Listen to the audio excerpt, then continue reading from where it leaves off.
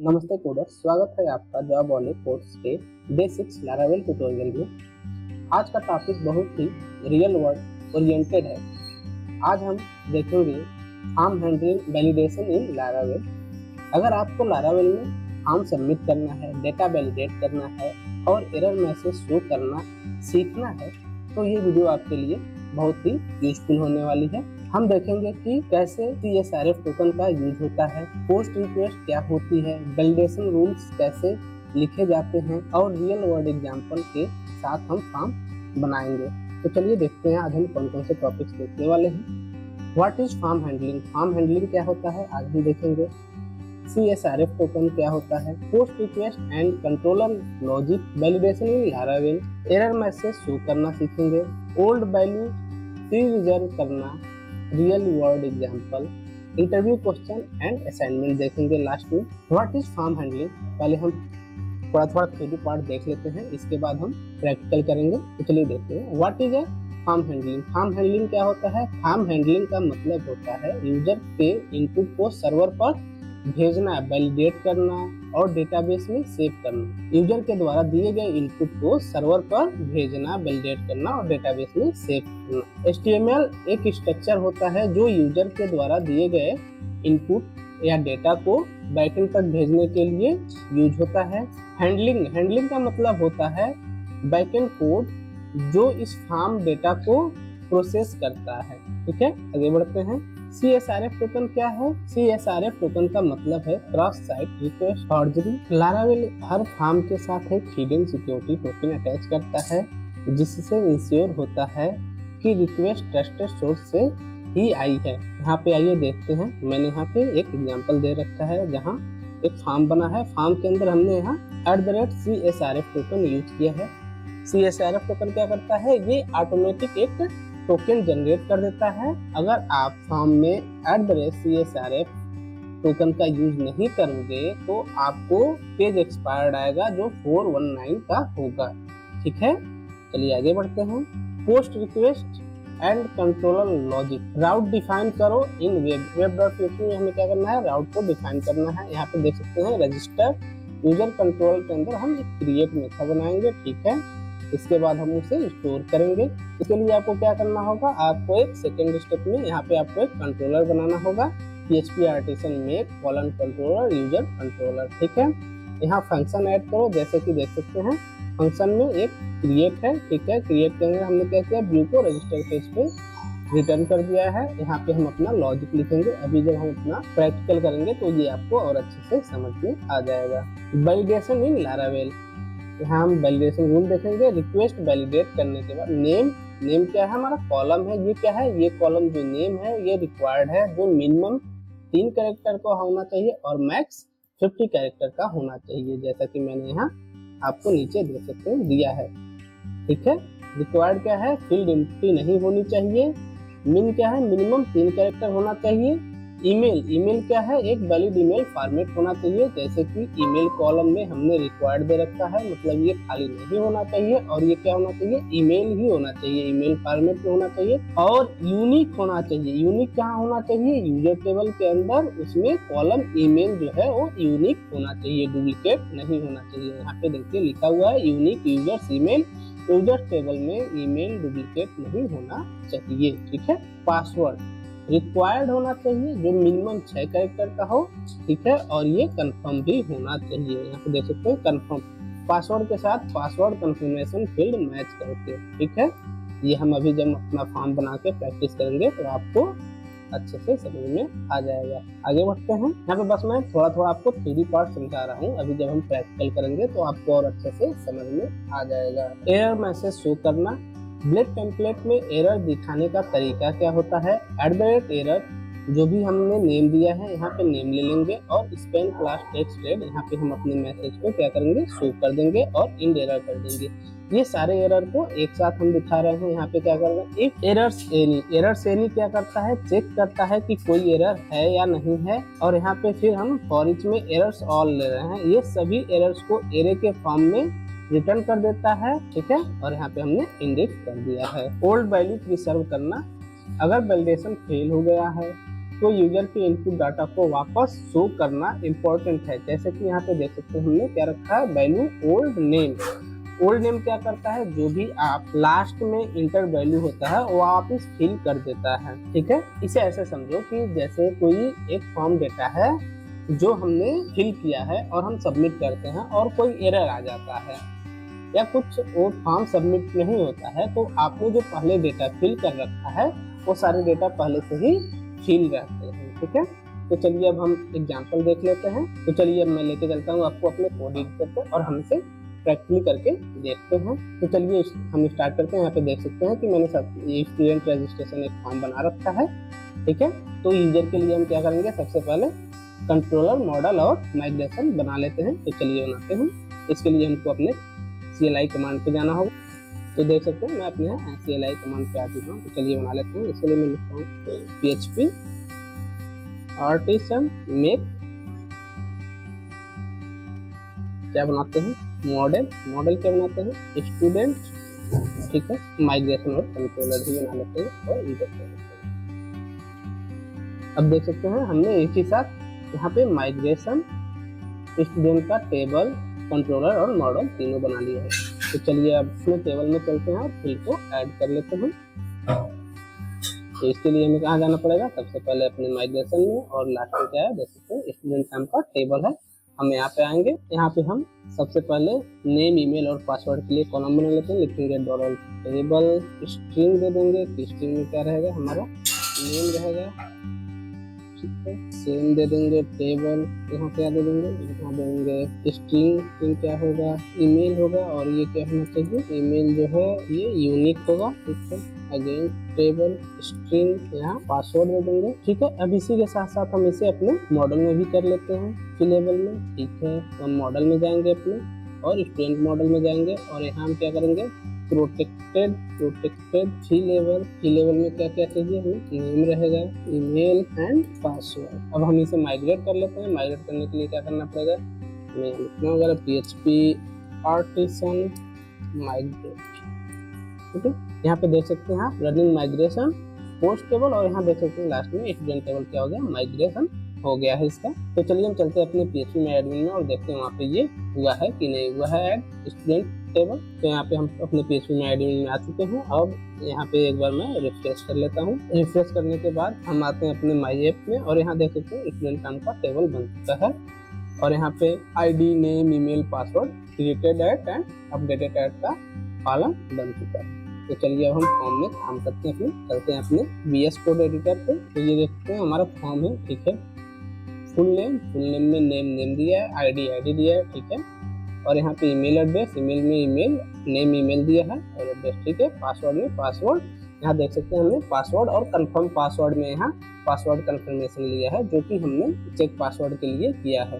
ठीक है, तो चलते हैं हम अपने कंट्रोलर पे, स्टूडेंट कंट्रोलर में। ठीक है, HTTP के अंदर स्टूडेंट कंट्रोलर में। ठीक है, हम यहाँ पे अपने कंट्रोलर पे आ गए। अब यहाँ पे हम क्या करेंगे, ठीक है, यहाँ पे हम बनाते हैं पब्लिक फंक्शन, क्या बनाएंगे, क्रिएट। ठीक है, और क्या कर देंगे, रिटर्न कहाँ, व्यू।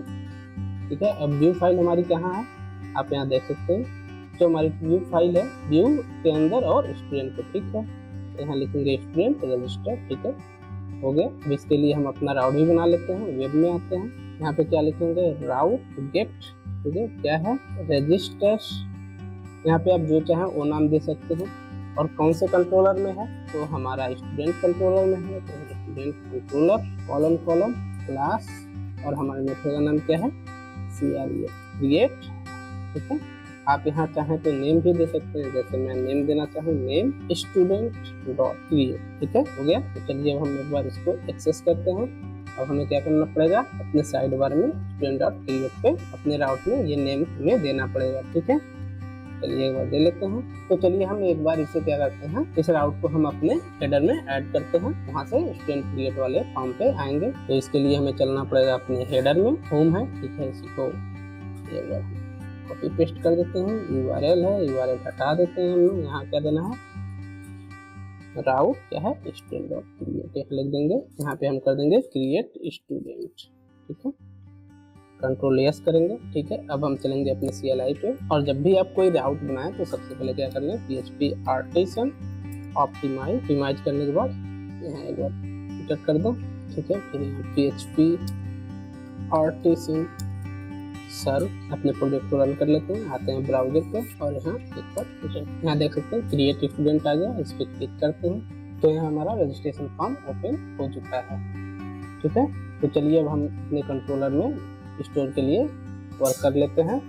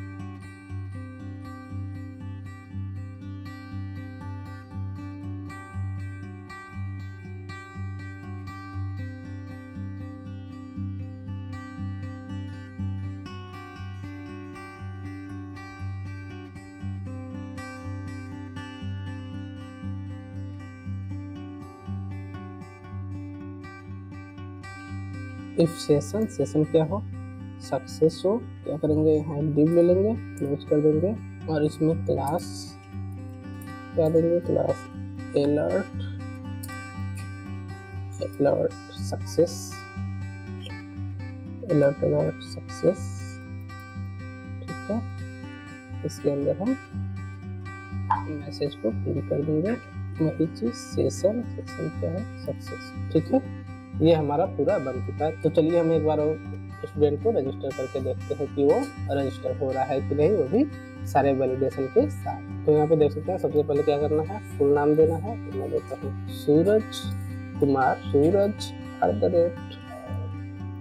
@gmail.com, पासवर्ड सूरज@123 ठीक है, हम देता सूरज@123। यहाँ पे रजिस्टर पे क्लिक करेंगे। यहाँ पे देख सकते हैं हमको एक एरर मिला है। एरर क्या मिला है, the password field must not be greater than 8 character. हमने क्या डाला था, सूरज@123, ठीक है, तो बड़ा हो गया था। The password field confirm does not, दोनों पासवर्ड क्या हुआ था, मैच नहीं किया था। तो देख सकते हैं यहाँ पे हमारा जो क्या है LI है, उसको हमने रेड में किया। तो चलो इसे भी कर लेते हैं। ठीक है, यहाँ पे हमने LI में क्या किया, क्लास टेस्ट जनरेट कर दिया। तो अब ये हमारा एरर में रेड में से होगा। ठीक है, आ जाते हैं फिर से यहाँ पे और इसको एक बार और रिफ्रेश कर लेते हैं। ठीक है, अब देते हैं फिर से वही चीज, सूरज कुमार ईमेल सूरज, फिर से सेम देते हैं, सूरज@12345, सूरज@12345। रजिस्टर करते हैं। अब देख सकते हैं क्या हुआ, ये 8 कैरेक्टर से अधिक नहीं होना चाहिए। आपको यहाँ सिंगल लाइन में एरर दिया था, वो भी मिल गया। ठीक है, चलिए इसे अब हम सही कर लेते हैं। यहाँ पे मैं देता हूँ ABC@12345। ठीक है, ABC@12345। ठीक है, रजिस्टर करते हैं। देख सकते हैं स्टूडेंट रजिस्टर्ड सक्सेसफुली। तो चलिए हम अपने डेटाबेस में देखते हैं स्टूडेंट रजिस्टर हुआ कि नहीं हुआ। अगर डेटाबेस में यहाँ रिफ्रेश करेंगे, देख सकते हैं हमने जो पासवर्ड डाला था वो भी आ गया। आज हमने क्या देखा, आज हमने देखा कि हम एक फॉर्म बनाए, हमने फॉर्म को वैलिडेट किया, उसको डेटाबेस में स्टोर किया। ठीक है, और एरर हैंडलिंग भी यहाँ पे सॉल्व किया। चलिए अब देखते हैं आगे का इंटरव्यू क्वेश्चन। आज का interview question, CSRF token Laravel में क्यों यूज होता है, वैलिडेशन रूल्स लारावेल में कैसे डिफाइन करते हैं, ओल्ड फंक्शन का यूज क्या है ब्लेड में, गेट बनाम पोस्ट रिक्वेस्ट में क्या डिफरेंस है। ठीक है, आगे बढ़ते हैं। आपके लिए कुछ असाइनमेंट है। असाइनमेंट में आपको करना क्या है, एक फॉर्म बनाओ जिसमें फील्ड हो name, email, password, confirm password, validation rule लगाओ जैसे कि required, email, unique, mean, confirm. Error message को रेड कलर में शो करो जैसा कि हमने किया। ओल्ड वैल्यू को प्री सर्व करो। ठीक है, ओल्ड फंक्शन यूज करके। एक डमी यूजर सेव करो DB में यूजर मॉडल यूज करके। ठीक है, अगर आप चाहो तो यूजर मॉडल की जगह आप यहाँ पे एक टीचर बनाओ और टीचर के थ्रू ये सारा डेटा एंटर करो। ठीक है दोस्तों, अगर ये वीडियो आपको अच्छी लगी हो तो लाइक करें, शेयर करें, साथ ही साथ सब्सक्राइब भी कर दें। मिलते हैं अगले वीडियो में नए टॉपिक के साथ, तब तक के लिए हैप्पी कोडिंग, जय हिंद।